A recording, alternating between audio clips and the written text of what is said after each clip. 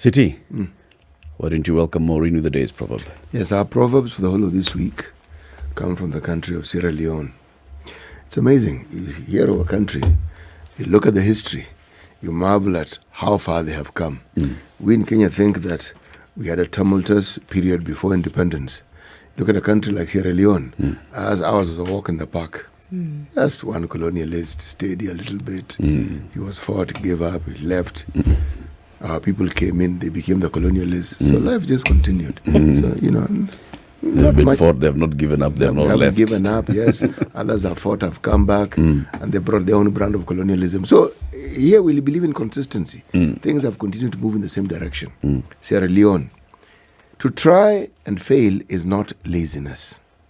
To try and fail is not laziness. Yes. This is right down your alley, isn't it, Maureen? Very true. Yeah? What do you make of that proverb? It's an important one when you're talking about recruitment and things like that, or our staff. What you do is you're able to apply for things, apply for jobs.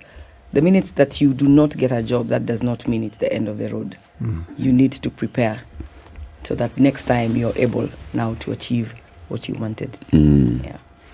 But when you say apply, usually when people apply for a job, well, some it's word of mouth, but in many cases it's been advertised. And the people who advertise write very many things. You are told what the job is, you are told the job requirement, you are informed about the qualifications that are needed. Now, when one applies, how strict in attending to the details must one be? And what is it in applying, if you've already been given the desired conditions, would make you fail even before you get anywhere? Would the sort of thing that would remove you from even being considered for an interview? Okay. One of the things that a lot of us don't look at is when you're applying, you need to look at what the organization is looking for. So apart from the qualifications, what do they expect you to deliver? And then you cover it on your cover letter, the application letter. Most of the time, a lot of organizations nowadays are using IT systems to be able to shortlist. So because the system is smart, what it ends up doing, it will pick It's looking for keywords from what the advert was asking for. Right. So sometimes you might be qualified for that, but because you did not address the areas that were of interest to the organization, then you're bumped off. But the counter could also happen, that because you know very well that the system is going to pick up on buzzwords, you will deliberately put those words in an application, whether or not you have the qualifications or not. And based on what you're saying, the system will pick you up because you use the words. But you see, most of the time, organizations will use the system as a first sift. Okay. And then after, they are able now to apply either a system-generated second sift or based on now the HR manager or the team that is shortlisting, so that they can be able now to go through the CVs in detail to be able to see what this person is bringing on board. So you're saying game the system. There's the first layer is going to be AI. AI will be looking for some keywords. Keywords will be in what they've said in their own advertisement. If they've said they're looking for this and the other, somebody with this kind of expertise, with this kind of background, with this kind of experience, make sure that pops out in your either cover letter or your CV. It's very important for it to pop out, but apply for jobs that you qualify for. So as much as this is Kenya, but we qualify. You've seen for an everything. advert where somebody says, look at the IT guy Yes. who applied for IT and said he had all these things. And then when he was given the computer, he started sweating. I'm sure you've seen a meme about that. Yep. So sometimes just apply for what you qualify for so that you don't waste your time and that of the recruiter. Yeah. What's a HR advisor? Or who's a HR advisor? A HR advisor is somebody who advises the organization on their manpower. So you advise the organization? You're a link between, because if you're working for an organization, you're supposed to be able to support the staff and the management. So you bring the two together so that you can optimize the output of the organization in alignment with their vision and mission. Are we assuming that what you've just said is understood by all HR practitioners, that this is what they're supposed to do, so that even as they train and go through the various trainings and get the various certifications that one gets in that field, that they all understand that this is what their key mandate is whenever they're in an organization? Qualifications of HR practitioners need to be able to align you to be able to deliver a proper HR department, so that you're able to advise the organization and you're able to advise the staff. Most of the time, we end up realizing HR managers lean towards the organization management and forget that the staff is the only major resource the organization has to be able to deliver on their objectives. So we need to merge the two. And sometimes you go to organizations where a HR person has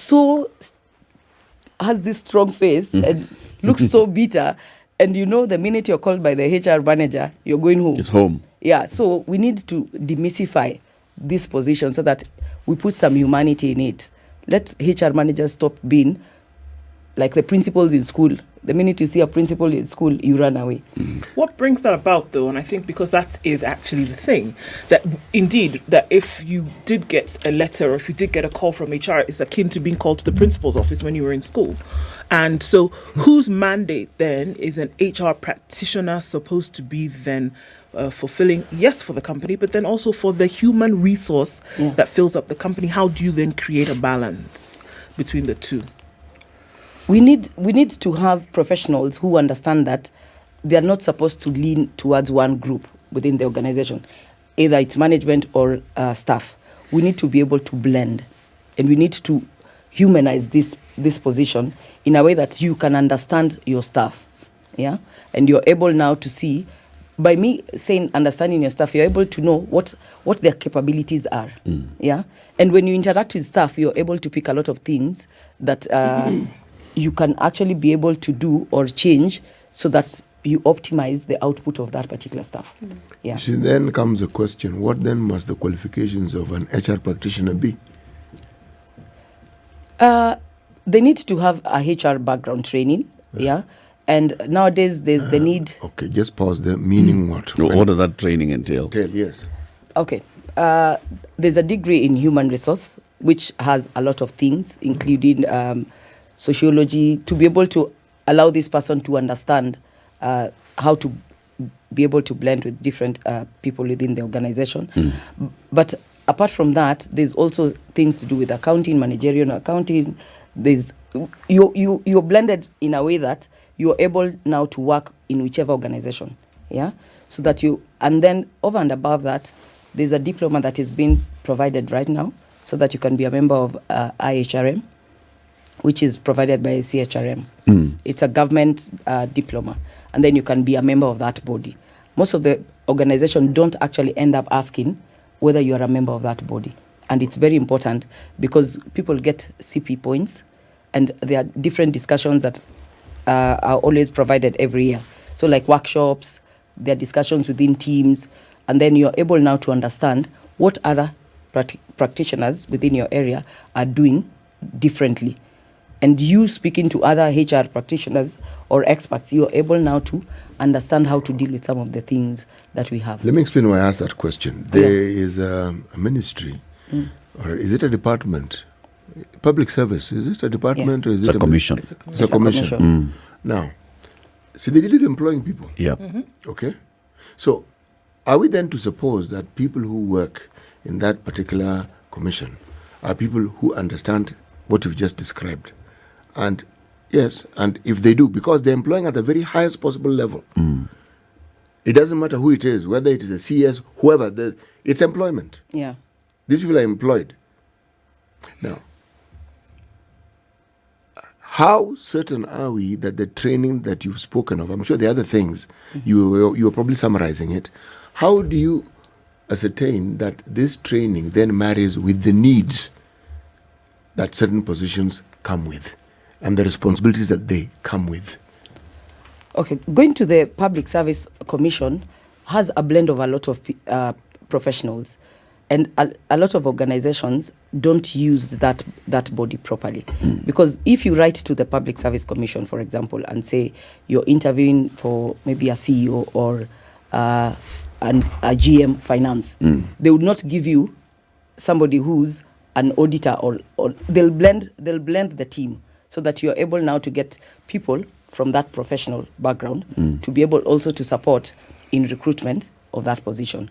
So that's why most of the time when you go to these big organizations or ministries and you're recruiting for big positions, there's always a panel.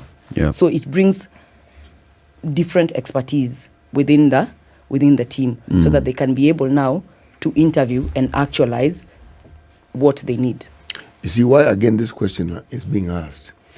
When you employ people at that level and then we charge them with duties and functions that are supposed to change the lives of an entire community that we call a country. Now, the things that they do and their purpose will actually lend itself very, very heavily to what the rest of the country does, to what the industry will do, to what other areas of public service will do, to what schools will do. Because if, say, for instance, you get a minister for, say, health, okay? And the minister went through this. The question you would ask is, does this person, or if it's interior, does this person fit the bill that this particular ministry entails? I'm asking not because the minister is important, but because the role they have is important, and the impact of that role on the nation is immense. So if the person is a wrong fit, then we have a serious problem on our hands. Now, imagine that thing cascading down to other levels, because if that person is not fit for office, now imagine everything else in that docket under that ministry with that sort of thinking. Something is going to go wrong somewhere along the line. So, let me ask the question. Those of you who are professionals and those who in this profession belong to now the professional bodies within HR, what role do you play in ensuring that the people who are considered to be HR practitioners actually fit the bill, apart from just having the qualifications, given the onerous task and responsibility that comes with that particular job? You see, when you go for tertiary education, Yes. and you become you train for HR, yeah. One of the things that this body is doing now that wasn't being done before is you have to go through the diploma course, yeah. Why? Which is so that they ensure that you've covered the key topics that can help you now be able to run a department. Okay. Yeah. When you talk about senior, It's a professional diploma. Yes, it's a professional diploma. Okay. And then you have to be a member. And you can be actually held accountable for decisions that you make. Okay. Yeah. So when you're talking about a ministerial position, for example, you need a leader who has a team that is able to now assist him deliver the mandate. Right. Yeah. So surround yourself with the right qualifications within your team so that they can be able to advise you on how you're going to deliver different tasks within that department or the organization.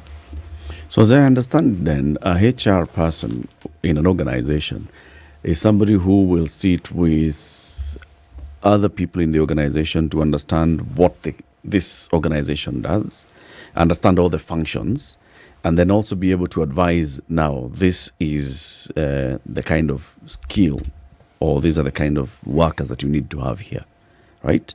And also be able to advise on grade, on pay grade, looking at the market and understanding what the market is all about.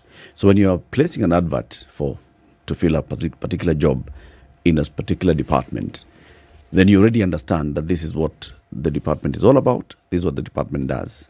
That interviewing panel will have you as the HR practitioner, an expert.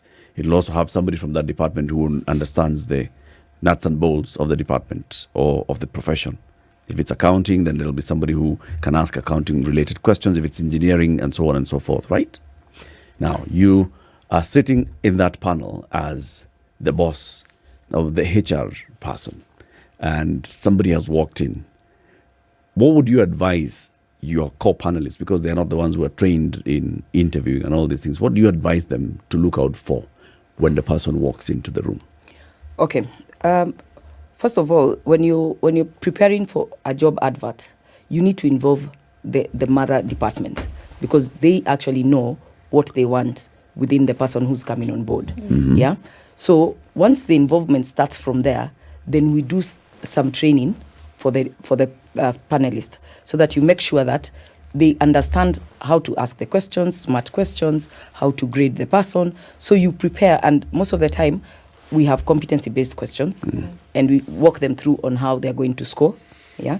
And then during that training, it's normally not a long training. During that training, from how you walked in, how you're dressed, you're able now to start scoring somebody from the minute they enter the room. And then most of the time, after a candidate has finished, before you go to the next candidate, you sit down, you discuss what your different scoring was and why, and then you just rank the candidate and put aside. Before the next candidate Yes, walks it's in. always advisable to do that, so that you do not think 5 p.m. what did Candidate Eric say in the morning. Candidate Yeah. 8 a.m. Yeah. you will not remember most of these things. Right. Yeah. Or you even So, mix them up. yes. So it's always very important for you to get the notes done during the interviewing process. Okay. Yeah. So for the individual who has to come here and sit before this panel of people, you know, going through this nerve-wracking experience, oftentimes it could take away from your ability to present the very best of yourself because of this, you know, it's fear, it's trepidation before this panel for a lot of people. So what are some of the things that you look out for? You mentioned how somebody's dressed, how they come, how they present themselves. And sometimes we overlook that as an important thing to remember before a panel. So for you who have been through that, what would you advise? Because there's still so many people who go into this process are not quite sure what to do. Okay. A good panelist will try and make the candidate very comfortable the minute they come in. Sometimes you might realize that candidate is not giving their best because they are tense. Yeah. It happens. So try to have an icebreaker question. When we ask people, tell us about yourself, we're trying to allow you That to calm is down. not an icebreaker. It is a very nice Whoever question. told you people that's an icebreaker? How is that an icebreaker? It's a very nice question, because that question allows you to give that organization an answer that will actually tell them whether you are a good candidate or not. How? Because you are able to say this. Divide that question in 3. Okay, divide it, please. Tell us about your academics. Tell us what you bring on board in terms of your background. Have you been in private sector? Have you been in public sector? And then tell us what you're bringing on board to ensure we deliver this position. So, like, why you? Yeah, why me? So tell me that in less than 2 minutes, and I will remember that long after you've left. That thing, if someone, you have to be trained. That is not an Somebody icebreaker, has to Bwana. walk icebreaker what? That, No, I mean, it you, is. you will be sweating through your nose and There's ears. so many things. I don't know Let- what let they're me looking tell for. you, So my name is Eric. Eric. I was born in. What are No. you asking? But Eric, let me tell you the mistake that people make Yeah. is this. When you shortlisted for a job, most of the time you'll find nobody has gone to check, to do a background check on the organization. You've not read about the organization. You do not even know the MD of the organization. I mean, do some homework, get to know what is Spice FM, who are the managers of this organization. Because some people might put you on the spot to ask you, what is our motto? And that throws you off the minute you do not know what that organization does. Oh, completely. Another thing, get somebody to go through a mock interview. If I was to go for an interview today, even with my expertise, I will look for somebody who will walk me through that interview. And you'll be asked that first question. Tell us about Yes, yourself. and you And will it's always the prepare. same. What are you asking? No, but if you prepare properly, I am 5'4". and you're able to What are you list- asking? Okay, maybe we can ask a question. I'm differently than 112 Maureen. kilograms. Yeah. When you're asking somebody to tell you about themselves, what are you looking for? Because I could tell you a plethora of things that maybe you're not interested in. So I'm sure by the time the question is being asked, there is something that you're looking for. Give us that. So That is what I so just that- said. My so that hobbies are yes. swimming and jogging. So that everybody who goes On for an Sundays. interview from today will be able to know, okay, sure, I'm not going to tell you, well, I went on holiday last year and these are my, come on. What are you really looking for? the 3 things. Yeah. Tell us about your academics. Start with your highest qualification. Yeah. All right. Tell us where you've come from, your background. Tell us, I've worked in the private sector for 15 years. I have accumulation of 20 years experience in HR, for example. And then tell us, are you from the private sector? Are you from the public sector? Those kind of things. And then tell us also what you're bringing on board. Yeah. By you saying all those three things, you've actually finished the interview. It's like you're doing a LinkedIn profile. But you know this, somebody has to walk you through this. Because I'm just thinking, somebody has to train you literally, because you're asking somebody, so what are your likes and dislikes? Well, I actually like rice. I like eating boiled maize. Now, surely. It's a like, it's generally. But is it aligned to the position? Voila. So I think that's the thing. But you asked me what I like. So what would you advise? Give is answers that are aligned to this thing that you've come to do. And the organization. Okay. Yeah. So when you're doing the research, I don't like stupid proper questions. There's a friend of mine who told me the last interview he did, he was asked, can you work under pressure? He said no. Bas, honest person. Yeah. That's honesty. But you Was he see, scored highly? no, he didn't want the job after that. But when you look at the organization, do your research. Got it. Yeah. So that when you're answering these questions, you're answering them based on what the organization subscribes to. Okay. Yeah. Sometimes you might go and tell us the way you love football, and nobody actually cares about football at that particular time because all you're doing, we're talking about something different. Yeah. But you know why this preparation also is important. You go for an interview. Let me talk about myself. In the early days, when computers were still new, and no one told you that part of the exam involves you writing something on the computer. What are you laughing at? So you're sitting in front of this computer, and you're wondering, what do you do with this thing? This computer stands in the way of you passing, getting a job or not. Because that's going to be the tool. Yes. But they're not employing me to work on the computer. They're employing me to do something else. But you will need that computer to work, so we need to know. And I'm telling them, no, I don't think I'll need the computer. I can write these things by hand. I can work without computer. And that is where the problem is. Let's take a break. We shall continue shortly. 26 minutes to 8. We are hosting Maureen Mutia. She is a HR advisor, operations and administration expert. We are talking about those very, very tense moments when you are in an interview, before an interviewing panel. What is it that they are looking for, and how do you score highly? Also trying to understand what HR practitioners actually do in an organization, how they help an organization to identify, retain the best talent, and also to grow those who are not best to actually become best talents. This is the Situation Room, the only way to start your day. Maureen Mutia talking about how to conduct yourself in an interview. You said the moment someone walks in, the panel is already scoring them. So how should I walk in? Should I walk in, in a straight line? Should I come and shake hands across the table? Should I say, enda soba walking? Na wasalimu nyote katika jina la Bwana, hamjambo. God is good. God is good. Hallelujah. I mean, what is this? Walk us through that person walking in. The ones that you score highly, what do they have? Confidence. Invest in what you're going to wear for the interview. Okay. Ensure that you're smartly dressed. You don't look like you're going out, or properly dressed for the interview. Let people look at you and see this is a person who can deliver this job. Yeah. From the way you walk in, how you sit down, prepare, come with a notebook. Yeah. Carry your papers, because sometimes people might want to verify your documents. Say hi, shake hands, look people in the eye. Let people see you're not shy. Yeah, because sometimes you'll find you avoid the eye contact. Yeah. You're not speaking to the people. Sometimes somebody might walk sluggishly like this. Just shoulders held high. Be comfortable. Own it, because that's the only time you're going to sell yourself to the organization. When you talk about dressing, and hear me out on this, because it become an issue, especially now we've come into more casual workspaces. Yep. Okay. So the way you dress also has become more casual. You could come to work wearing sneakers and tights or whatever, and that is it's accepted across. should that differ at the interview? If I'm coming to do a job whereby on a Monday to Friday throughout the day I will be never in be in a jeans, suit. I will never be in a suit and a tie. I'll never be in a skirt suit. I'll never be in a whatever. But would you expect me to be all formal during the interview if I'm coming to interview for a job whereby I can be in slacks and jeans Monday to Friday?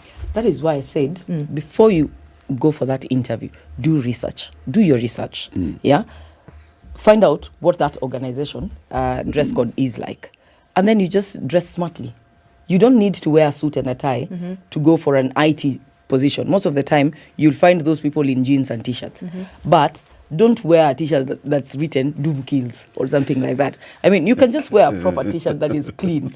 Got it. So that you're presentable. Chai bests. Exactly. Dairy bests. You know, if that interview panel has people who look like me, you'd better wear a suit. That's Well, why it- the research and is it important. doesn't matter. Yeah. Yes. Doesn't matter So what it you're doesn't going to matter do if you get it- the job tomorrow. You're coming to do it's a radio presenter job, It doesn't matter because some of these values that we are speaking about are generational. right? Okay? If you come for a serious interview, let's say want to interview as a director or something, and you come in training shoes, you're already in trouble. Well, no, that's different. I mean, but come on, if you're doing a job, like for example, that's what I'm asking, whether it's important, because a lot You're of a folks, radio presenter. you're a radio presenter, or you're a producer, or you're, like you said, an IT person, or you're a social media person. Look at that world, whereby now, Note what I've said.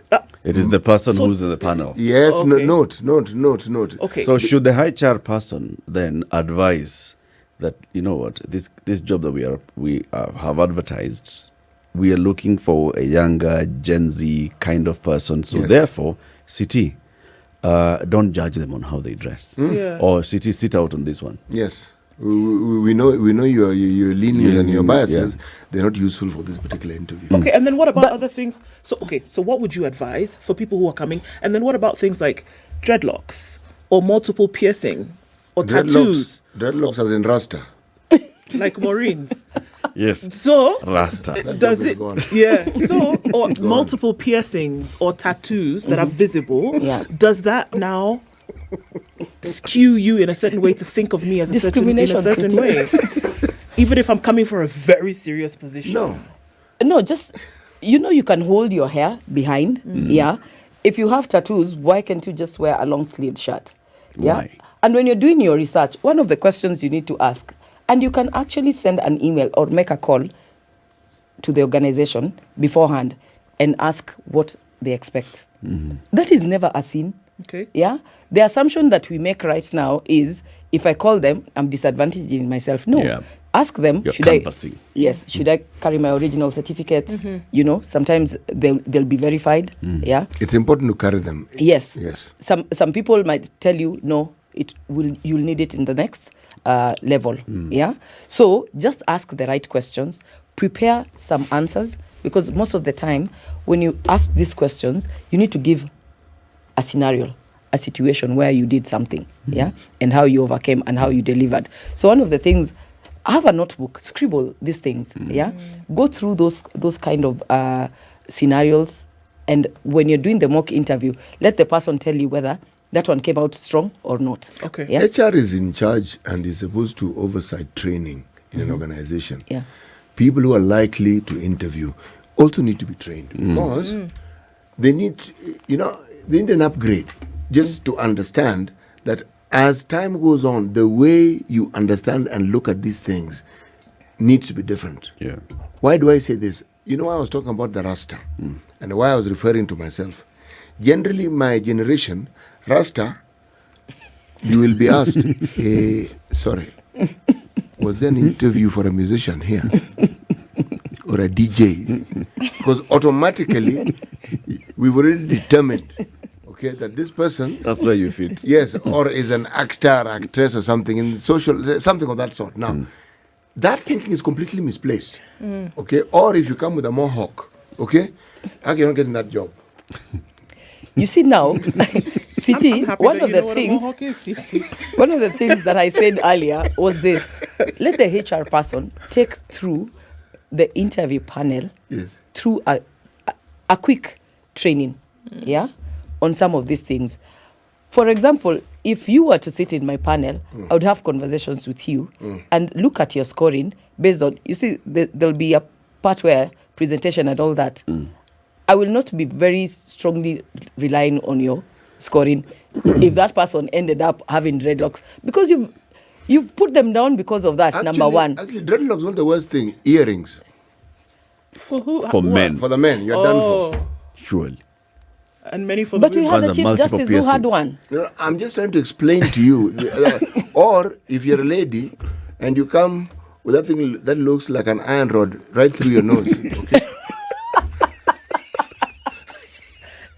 I think we need a topic on discrimination. I because think this would be highly necessary. I think because so.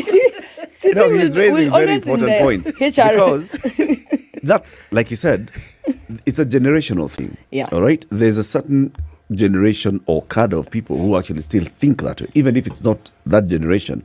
People who are younger than him who still feel that way. There are HR people and HR practitioners who are still stuck up in that old way. And This will is judge how you you on come in. that. You should have dressed in a suit. How you dressed? How did you sit? How you walk, talking to us? Did you come with those documents? Did you not? Why are you asking all these questions? Why you HR people who are still stuck on an 8 to 5?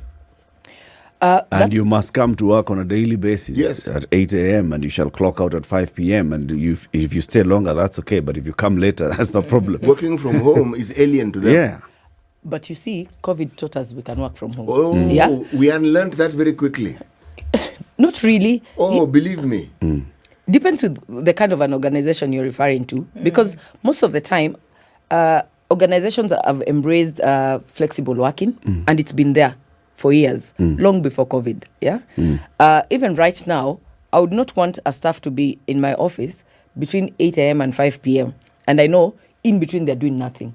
It's the output that you need to look out for.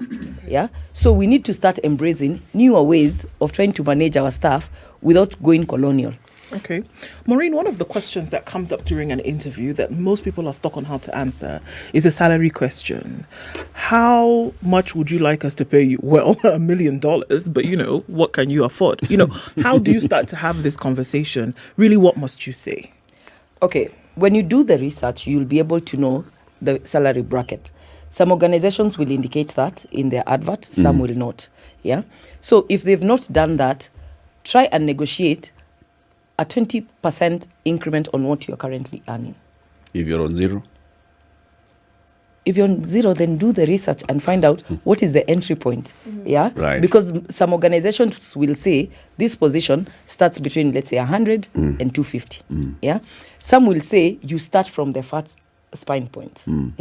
Others will say, because of your experience and everything, we can try and negotiate somewhere in between. But most of the time, you will not find yourself going to the maximum spine. So be smart about that. And when you do your research, you will be able to know what these organizations pay. Can I Should jump it be in with this? something? Sorry, go on. All of these inspirational speakers, people say, go and tell them Motivation what speakers. you are, motivational speakers. Yeah. Go and tell them what you are Demand worth. what you're worth. What you know your value And be yourself is that while you you're can at bring it. to the table.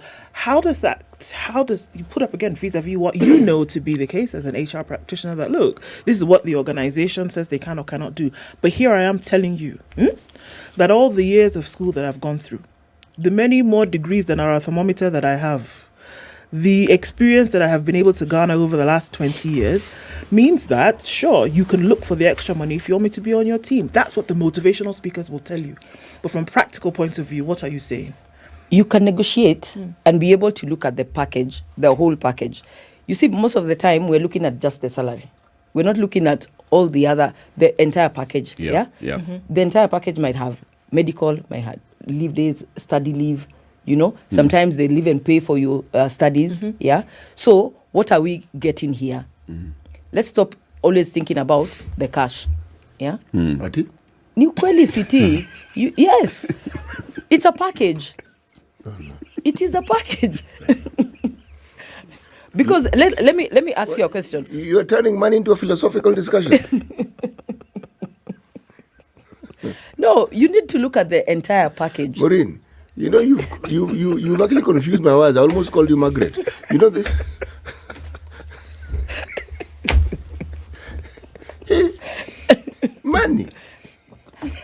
money is not everything. Ati? Because let me tell you, there's an aspect of the cash that you take home. Hey. Yeah. Some organizations will tell you you have medical cover. Okay. You have a holiday per year. Holiday. Yes. There's such organizations. They are. Depending on where you work, yes. They pay for you to go on holiday. So you look at all these things, instead of paying your own medical, the organization is paying for that. So try and deduct something from your expectations. Yeah. Try and strike a balance in between. Now, if you're just coming from college, Great. I mean, you cannot come and start expecting the world. Actually, they can. Yeah. And they do. Because somebody has told them that their net worth is their net potential. Somebody has also told them from an experience, and this is, I mean, look, we can talk about what is written down on paper in terms of the guidelines, Maureen, but we can also talk about reality. The truth of the matter is that some people have come out of campus and they tell you, you know what, even before I graduated, right, I had an offer and they were actually offering me the world. Now you can imagine somebody takes from that experience and wants to apply it in a situation whereby they know this organization can do it. So there is the reality, there is the guideline standard, and then there is the reality of expectation, which we cannot run away from. So how do you temper all of these things and create a balance whereby you're not leaving a sour taste in the mouth of those who are interviewing you as an individual, but at the same time you're not getting shortchanged? Yep. Okay, you can have a good conversation with them if they're being genuine, yeah, and they'll be able to tell you this position, this is the amount of money that we are capable of paying. If you find sometimes some organizations will use maybe agents, yeah, so consultants who come from outside, most of the time you are actually able to ask that person, how much is this position attracting? Let's always not forget to ask that question or fear asking that question. Yeah, and when you're doing your research, I am sure you'll get somebody who will tell you that organization, their package is this much. And from the onset, you'll answer the question of, do I want to work for these people or not? Should it be best practice for organizations to actually indicate what the pay scale is? I think it should because be, you already know we are prepared to offer this much for this position maximum, and we think this position, based on current staff and how much you're paying others, we think this position will start from this level to this level. Why not just put it out there in the advert, so that you are also attracting the people who feel comfortable coming to negotiate within that band? Yeah, it shouldn't be a crime to do that. And I think if we all embrace putting that feature you should there, make it a crime. Yeah. if you not put it there. If you don't put it there, then yeah, because you lose HR points. And then you also end up losing some very good candidates because you did not actually tell them what the position attracts. There's a listener who's just asked a question. What if it's an online interview? Sorry? An online interview. It's a virtual one. Yes. It's a virtual interview. Yeah. How do you walk in? How do you walk in, and how do you dress well, and how do you not wear earrings? Your posture. For example, if I called you today, City, when you're sleeping or when you're seated down, your voice is different. Yeah? Sit down, take some water. And all these things, you know how? You can actually tell. You can tell. Yeah. What if somebody's unwell? Your voice will sound just as groggy. You can actually explain that. So you explain yourself. Yeah, explain yourself. Let the people know you're not able to either have the interview that day if your voice is gone, or I currently have a flu, so bear with me. You say it. Yes, tell us. The point I'm actually trying to make, everything you're saying makes perfect sense. But these are things people actually have to be walked through and told. Because in all honesty, most of us don't know how to participate in an interview. If you're being interviewed, we don't know. We think we do.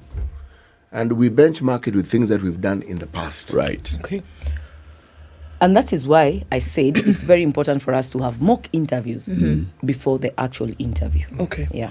Should you have people in the same organization who are doing the same job then being paid the same thing? And I'm going to reverse that and ask, from an interview point of view, an individual who comes into the job and says, look, well, I'd like to be paid this much. You already know how much other people who are in the same position are being paid. Yeah. And then they find out later that they're being paid less. how should you negotiate, or should you say, I would like to be paid what everybody else in this position is being paid, or more, or should we all be bumped up? How do you deal with that? And then you come to find out later that folks are being paid more. How do you handle that? You know, you need to ask this question: why are they being paid more? Sometimes it might be how many years they've been in that organization. Yeah. Some of them, some organizations might review their salary annually, and then decide going forward, as much as we were paying these people, let's say 400K, any newcomers are going to be paid 250, and this is because of budgetary issues and all that. Yeah. But because we are not going to call you CT and tell you now going forward we are going to revert to 250 because you're already in the organization, we'll say beginning 1st of October 2023, whoever is coming for that in that position, this is the package. And over time, you then bump CT off. Yeah. Because it becomes too expensive. Do you have refresher trainings for HR practitioners? They're normally there. People can actually do the courses. I told you, like the association, the body normally has different workshops every year. And you earn points. And you earn points. And when you get your certification, is it renewed based on the trainings you've undergone, the things you've done, or is it for life?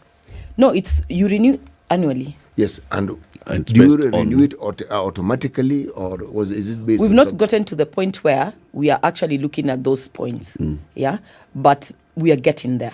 You know, the role that an HR is supposed to play in an organization. Let's look at these tumultuous times we live in, where COVID notwithstanding, jobs are lost, things are changing.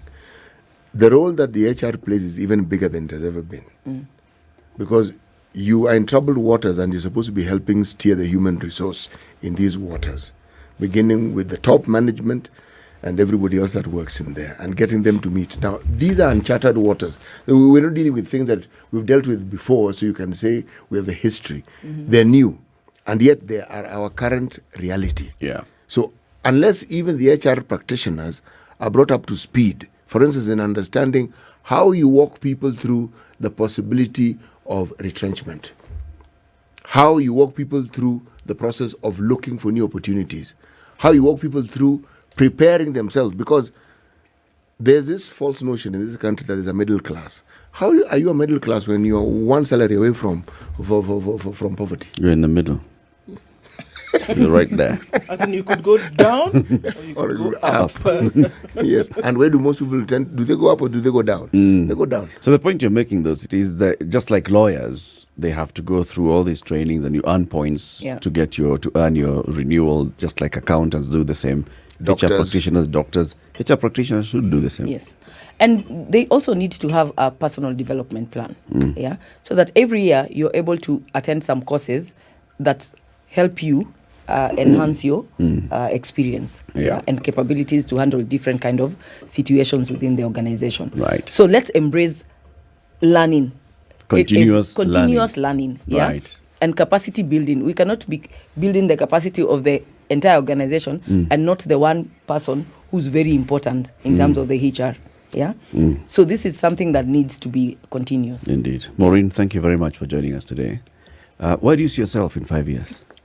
I already told you, and I told you can't talk about it. so we'll talk about that. How do you respond to that question? What is it? It's a very important question because you need to have a personal plan. Right. Your own goals. So just be able to say that this is my plan. Walk us through some of the things that you need to see yourself growing. It might be professionally, academically. So let us know what you intend to do. So it's not personal. It's not a personal I want to question. get a second wife, just all those things. In the next 3 months. I want to take over this company. All of you guys will be gone. But Maureen, thank you very much for joining us today. It's been interesting. Thank you Come for again having soon. me. Okay, cheers. Maureen Mutia is a HR advisor. She's an operations and administration expert. She's been our guest this morning talking about, what to look out for as you are applying for a new job, as you're seeking career growth and improvement. And also, if you are in that position where you're interviewing people, what should you be looking out for from the candidates? This is the Situation Room, the only way to start your day.